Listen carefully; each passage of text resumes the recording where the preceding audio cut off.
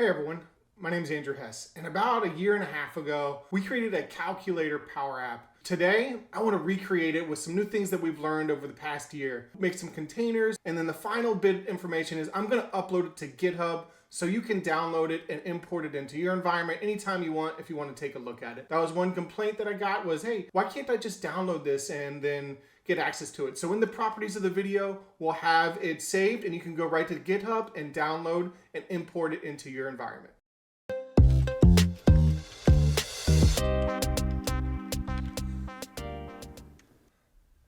About a year ago, although I did just edit it, we created a power app that was a calculator. It was pretty basic.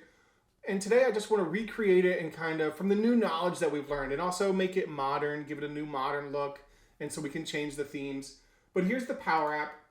And so we did have some issues before where we would do 9 plus 9 and it would give you 18. But one issue was when we did multiple, it wasn't working right. But now we can do 1, 2, 3 plus 1, 2, 3.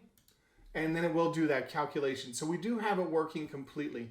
So today, let's recreate this and use modern themes. Let's recreate this calculator, make it responsive so it works on your phone, so it works on your tablet. And I feel like these concepts are really great for your first Power App. So let's get started. All right, so I'm in Microsoft 365. I'm gonna go to create a blank app. I'm gonna create it from a blank canvas and we're gonna create a brand new app. And this is gonna be Calculator 2024. And I always do tablet. Even if it is a phone app, I always still do tablet. And then I make it responsive in the Canvas app. All right, so we have a new screen here. How I'm gonna start this is I'm actually gonna start with a template. So since previously we have had some new templates, I'm gonna start with this header footer template. I'm just gonna delete screen 1 for now. And this is where we're gonna start. Now this bottom container, what I'm going to do is I'm going to pull this one up. Reorder, I'm going to move this one up. And so this is where our calculator will be. It'll be in this area down here. So we're in this main container. I want 4 rows of buttons. So just like my other image, I want 4 rows of buttons. But in order to do that, I'm going to create containers for each one of them. So container. And I want vertical containers. And I'm just going to copy it 4 times. So 1, 2, 3, 4. And so we have 4 containers there, but I want them to be, columns. So I'm just going to go to main container 1, and I'm going to change it to horizontal. So there we go. We now have 4 horizontal containers. That's what I like. Right here we'll have our text. This will be where our text is. And then right here we will have maybe like a gear icon for settings. All right, so in my first container, I'm going to have 4 buttons. But before I do that, let's press play. And you notice if we change to phone view, it doesn't resize itself. So let's go to settings. And let's turn on modern controls and themes. And then let's see for display, I'm going to turn off scale to fit. And click close. So now when we press play, it resizes itself. Although everything doesn't fit in there. And the main reason why it doesn't fit right now is because of the minimum, let's see, width. So flexible width right here, the minimum width. We're going to change that to 25 on each of these instead of 250. This one to 25 and this one to 25. Make sure that sticks, all right? So now when we press play, we now have our 4 columns with a minimum width of 25. All right, so now I want some buttons in here. So I'm going to do new buttons. I'm going to create 4 of them. So I'll just do 1, and then I'm just going to paste it 3 extra times.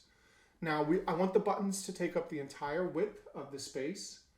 So for my button, I'm just going to make it take up the entire width, or we can click on the container and say, hey, expand them all horizontally. That's doing a line horizontal with the stretch. So that's all we're going to do there. Now I want them to be spread out some. So I'm going to give it a gap of maybe 10.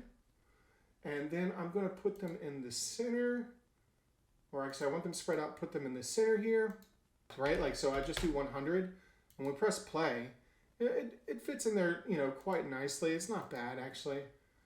But maybe, let's see here, with our buttons, we're going to do flexible height on each of them. So I'm just going to hold down Control, click all my buttons. I'm going to turn on flexible height. And the minimum height will change to 20. And the minimum width is fine. Look at our gap, it's 100. So if we change that to 10, that makes it a little bit better. Let's try 15. All right, so we have our buttons. And it looks like you see the rounded corners, they're not fitting in there perfect. So this is because of the minimum width. So minimum width, I'm going to change that down to 20. 20. 20. Oop, not 200. 20 and 20. So now when we press play, we can see those rounded corners in there. All right, so that's looking a lot better to me. When we put in a new button, there's going to be no space. So I actually want a little bit of a gap in between here. So in between my containers, in the main container, I'm going to have, let's see, is it a gap of 10? There we go, a gap of 10. So now there's a little bit of gap there. You can see the lines. If you really zoom in there, you can see the lines. I'm going to make those lines disappear. I really don't like those lines. So in order to do that, I'm going to go to the container. And here at the bottom, oh, you can't see because I'm here, so let me move me. So here at the bottom, we have this drop shadow. I'm going to turn that to none. So for each of my containers, the 1, 2, 3, and 4, the drop shadow is none. Now we press play, and we have no drop shadow. So that all looks like it's fitting in there well. So what I'm going to do now is I'm going to actually delete these three containers below. Delete, delete, delete. I'm just going to copy this container and paste them back because they have the buttons in there. Oh, not there. We want to paste it here, paste it here. Okay, so now we have a nice like calculator look here, just like before. And so when we're on our mobile, it resizes itself. It's totally responsive. Okay, so let's put the labels in our buttons. So I'm going to look at the old Power App just to see how it looks. So we can see we have some blank up here, clear, divided by, then we have our numbers, 1, 2, 3, 4, 5, 6, 7, 8, 9. So I'll start here on this button. Let's just do 1, 2, 3. Now for these buttons, instead of deleting them, right, we could delete them if we want to, but watch what happens when I delete it. It like resizes and messes up my sizes. So let me see if I can go back to where I was. All right, so I got it back. What I'm going to do for these buttons is I'm just going to come over here, and this is in modern only, is I'm going to change it to transparent, and this one to transparent. And I'm going to get rid of the text.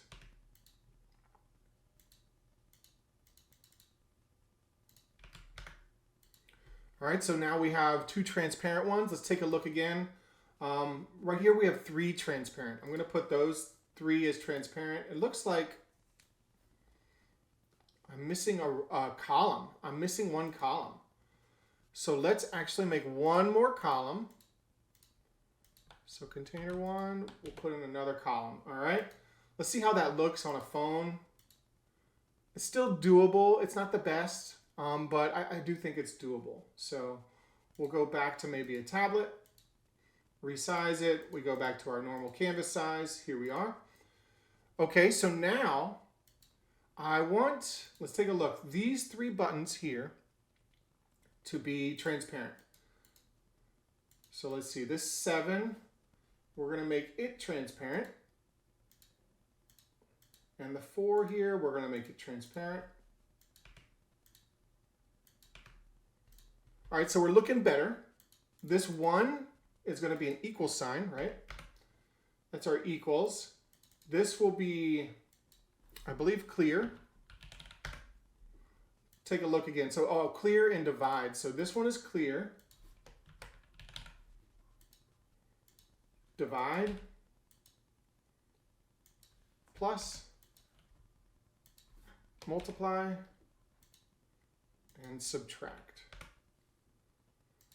All right, so now the only thing I don't like is the size of the font. I want to fix the font size. So let's see if I can hold down Control and select everything. I can only do one container at a time. So font size, I'm going to change that to 18. Maybe a little higher. How about 40? Oh, maybe a little too much. Let's try 30. All right, so now I'm going to do that for each of my buttons. 30. Okay, so we have the start of a calculator that is responsive. So if we go to a tablet, it still looks pretty good in tablet mode. And let's do the functionality here.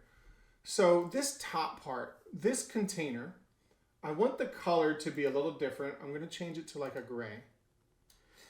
All right, so now what I want to do is I want to insert a label in here. So let's do a text label. It is taking up the entire space. We have it on align horizontal, vertical, align in the center. There we go. So now we have our text in the center here. All right, so I'm going to make some decisions. I'm going to move some things around. I don't like, there's something else I forgot, and that was the 0 key. So I'm going to move this equals key. I'm going to move it in container 3. I'm going to delete this entire container. And then we're going to add in some more buttons. So I'm just going to put the equals key in each container to make sure they all resize themselves. And then once again, I'm going to make them transparent. All right, so I believe we have a basic setup for a calculator. Let's see how it looks. We can see it looks pretty good for a very simple calculator. This is all just a learning exercise. There's no reason, I don't think, to actually use a calculator in Power Apps. There's other calculators out there. That goes into more about should you create a Power App or not, but this is a learning exercise and we're gonna create a calculator together. We have a nice layout now. Okay, so we have our label here. Let's set our text to 0 by default, and let's increase the font size to 30, maybe 45, make it a little bit bigger. Make sure it still looks good, okay. Now, when I click 1, what do I want that to be? So when I click 1, I want to set a variable. Now you can do set, you can do context variable. I believe set is easier than update context. It just looks easier to do. So I'm gonna do set this time. That's the only reason I'm gonna choose set. It's not because it runs faster or it's slower or it's multiple screens, but because it's easier to set. So I'm gonna set variable, let's say our number, to 1. And we have it set to 1. So now we want, instead of this text to be 0, let's set this to variable number. So now when I click 1, it sets it as 1. But when I click 1 again, it doesn't set it as 11, right? So what we want to do is when we set variable number to 1, we actually want to set variable number to variable number and 1. So now when we click 1 and we click it, it's setting itself to what it was before and to what it is now. So we're just setting it up to 1, 1, 1, 1, 1. Now let's make the clear button so we can clear it out. So the clear button is going to set variable number to 0. And we're not going to do and, etc., etc., etc. Now it doesn't like that it does 0. So what I'm going to do is I'm going to say this is actually a text. And this is actually a text. So I'm setting it to text just because we're going to be manipulating the value, whether it's a number or a text, back and forth. And that's where some of the complication comes in. So now let's click on 1 and let's click clear. So it's on 0, but notice that starts happening. We don't want that to happen because it starts off at 0. So now we have to go back to 1, and now I need to do an if statement. So I have to say if the variable number is equal to 0, then set it as variable number to 1. We have to make sure that we stay in the text value here. So if the number is equal to 0, then set it to 1 as a text, else set it to 1 as a text here also. So now, let's say we type in 1, we clear, it goes to 0. 1, 1, 1, 0. 1, 1, 1, 1, 0. 0, 1, 1, 1, 0. Let's do that for each of the buttons. We're going to take this and we're going to put this on 2. Except for this is going to be a 2 and this will be a 2. And maybe even we should format this, so we'll format text. And I hate the way that looks. That just looks terrible to me. So I'm going to set it like this.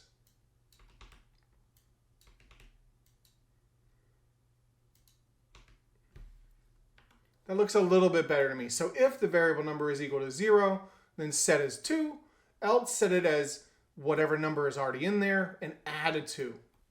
And notice we're doing ampersand. We're not doing plus ampersand because it's a text value. So I'm going to do the same thing here. 3, 3. On 4, we're going to do 4 and 4. On 5, we're going to do 5 and 5. And just remember, I'm going to upload this to GitHub. So if you want to take a look at this and look at how it's built and have it, built so you could recreate it, so you can try yourself, you can do that too. Or you can just kind of look at all the pieces and you can see how the containers work. All of that is just fine with me. I really think that I should start uploading my YouTube video apps to GitHub. I think people will find value in that. And also, it's also like a double security for me. I don't lose my apps. So let's see, 0, 1, 1, 2, 2, 3, 3, 4, 5, 6, 8, 9, 7. All looks good. Sets back to 0. So 0 is a problem. 1, 0 does nothing. 0 is going to be a little bit different, right? So if it's equal to 0, then okay, maybe it is the same. Just set it to 0. Else add a 0 to it. So now let's do 1, 0, clear, 2, 2, 0. Let's see if we do 0. Does it do 0, 0? No, it doesn't. So that's perfect. So now we have our text in there set correctly. So our text is working. So we're staying in this world of text. And I just want to make sure that we realize that we're staying in this world of text. Now what I want to do is I want to add a plus symbol here when I hit plus. So when I hit plus, I'm going to set my variable number to variable number ampersand, a space, and a plus. And then ending parentheses. So we're just staying in the world of text. So now when I hit plus, it adds a plus there. That's what I want it to look like. All right, but I was just thinking of something. Maybe I want to put a new text in here. So I'm going to insert a new text in here. And I just want to make sure it fits in there and it takes up the entire space. So we'll center it and flexible width so it fits in there. Now this is actually where I'm going to put is when I click plus, I don't set variable number to variable number plus. I'm going to set variable calculate. Calculate, we'll call this text. Calculate text to that. So this is variable calculate text. So now let's try it again. Let's clear 1, 2, 3 plus. So we see we have our 123 plus. 123 stayed here. Now that we hit that button, now that we hit that plus, when I click a new number in here, I want it to turn back to blank. So now what I'm going to do is I'm going to set a toggle. I'm going to say, okay, we need another variable, set variable, and this is a toggle. So this can be a true or false, however you want. We're going to say toggle reset because all we're doing is we're resetting it. We're saying we hit plus. And now I'm just going to say it's true. All right, so now let's add a text in here for toggle text, for the toggle also. So this is variable toggle, toggle reset. All right, so let's say we have that in there. We hit plus. Once it turns to true, we want to start all over. So on my 1, if number is 0, then it sets there also, or we could do or this way, Or we can do or with 2 lines. We can do or variable toggle reset, we could say is true. I believe if we just leave it like that, it will work. You could say variable toggle equals true or reset equals true. You could also do that, but I believe the same thing will happen if we just leave it like that. So it is true. We hit the button, it starts over. But now when we start over and we hit this button, we want to make sure that we set variable toggle reset back to false. Okay, so now when we hit the button, it sets it back to false, and then we can type again. So let me clear 1 plus 1. All right, so I'm going to take toggle set variable toggle reset to false, and I'm going to put it on all my numbers. Here and on 3. And we're forgetting the semicolon. We need to add the semicolon in there. So semicolon, and then we add our toggle reset back to false. And not only that, but we also need to take the or toggle reset and add that to every single one also. If it's 0, do that. Variable toggle reset. Variable toggle reset. Variable toggle reset. So now we can test it. So let's clear it out. If I say 1 plus 23, then we actually have it working correctly. But now we want to make sure that all this kind of lines up correctly. So let's look at this again. So 1 plus 23, and as I type in 23, when should that equal? Oh, maybe we'll update the text once we hit equal. So once I hit equal, we're going to set variable calculate text to, we're going to set it to variable calculate text and let's see if we can type that in right, variable calculate text and our variable number. So now let's see, if I hit equals, it says 1 plus 23. That's what I want it to look like. That's looking really neat to me. So let's clear it. 1 plus 65 equals, it says it up there. So we're getting somewhere. When I clear, I want to clear out my variable text also. So set variable calculate text to blank. So when I click clear, it clears out that automatically. So we're getting somewhere. Now we need to do the addition part. So look how I did 0 plus 2 equals, and we need a space in there. Let's add a space in there. So when we hit equals, we'll add a space in there. So there we go. So we do 0, or let's clear it. 0 plus 2 equals, and there we go. Now that's looking better. So we have a space in there. We can see our toggle is true and false. We can clear it back out. Okay, so now let's do the addition part. Let's do the math part. So when I hit equals, it sets the text up there. So it sets the text up here.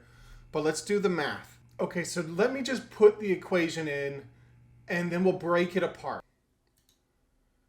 All right, so I want to break down this equation that we have in our equal sign. So first we have the text calculate. So all we're doing is saying, hey, our text calculate text, which is right here, put it in. And let's put some text in there. 1, 2, 3, plus. So now we have our text.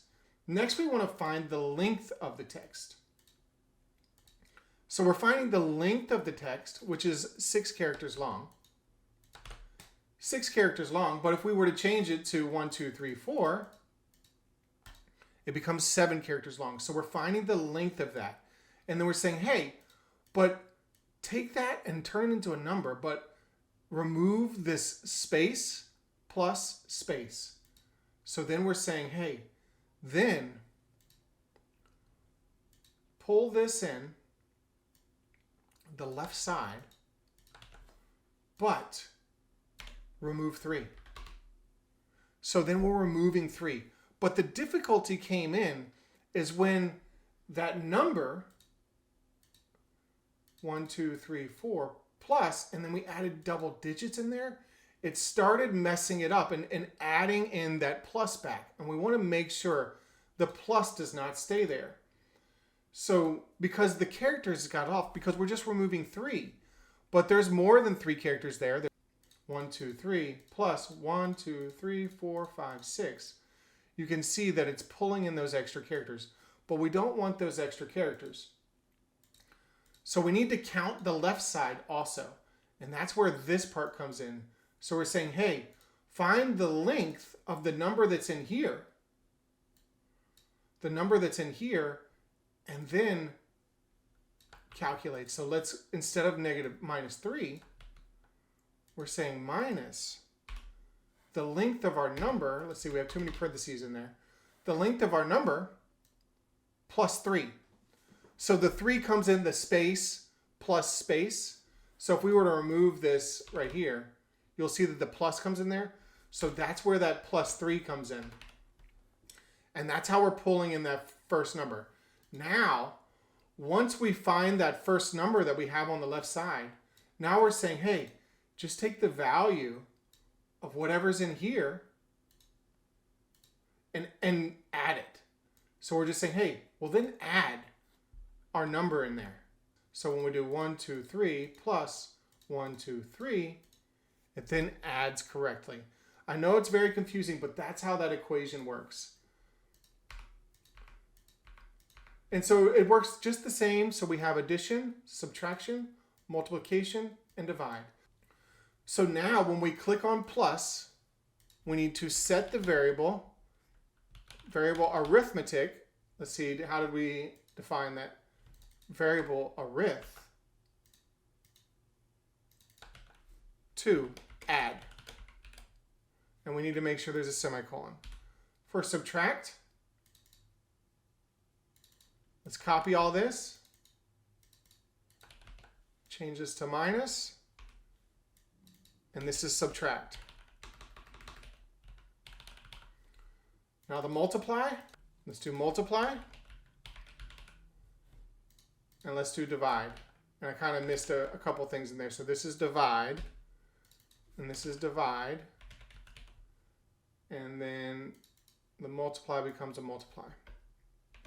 Okay, so look at each of these buttons. They're pretty much the same. We're just setting the text value.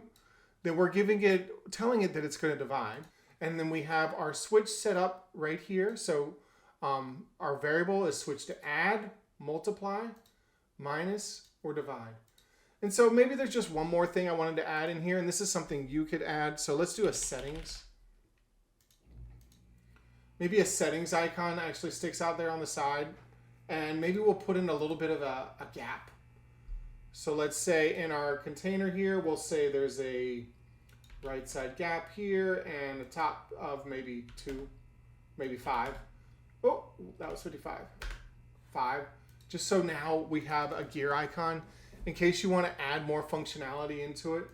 And so because this is modern, we can come in here and change the theme, right? So the theme can be easily changed based on how we want. But I just wanted to go over this calculator app again and kind of make it better with modern themes, and go over again because we did make a mistake last time. And so it's been a year and a half. I wanted to go over this again. Thank you all for watching. I'm going to upload this to GitHub. So if you get confused or if you think of different ways, feel free to share the way you did the calculator. This is just how I did it. I feel like the community can do better than I do all the time. I don't think I'm the best at Power Apps, but I do think I'm learning just like you. And so as we learn together, thank you all for watching. My name is Andrew Hess, and I'll see you next time.